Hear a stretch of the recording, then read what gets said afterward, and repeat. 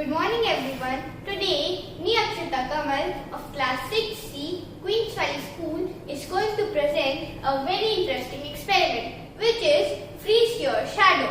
For this experiment, we are going to need a photoluminescent sheet, a UV light and some objects of different shapes and sizes.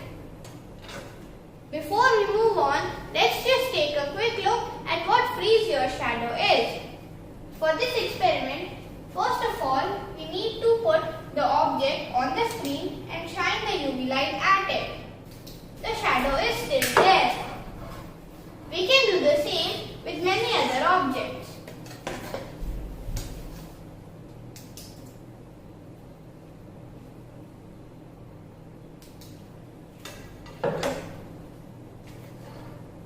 Now, as we know that a shadow is formed when an object blocks the path of the light.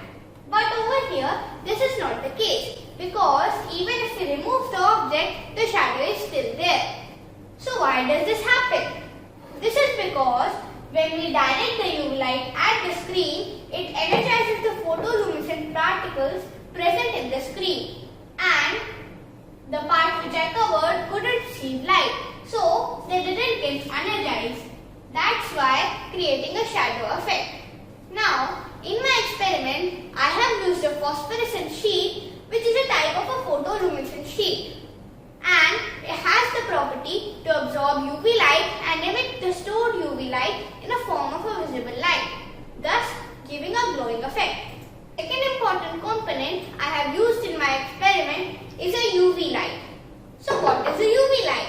The light which we see is a small part of the visible spectrum, while major part of it is invisible to human eye.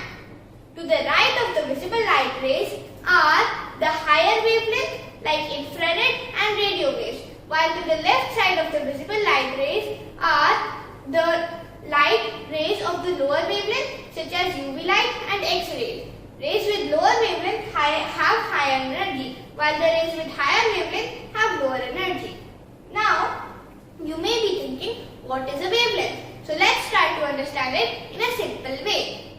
You must have seen a water wave, which has a ripple.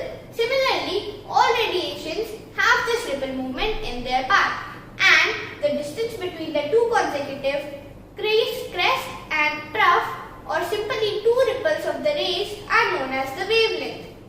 Hope you understood this magical game of particles with the light rays and its wavelength in casting a frozen shadow. Thank you.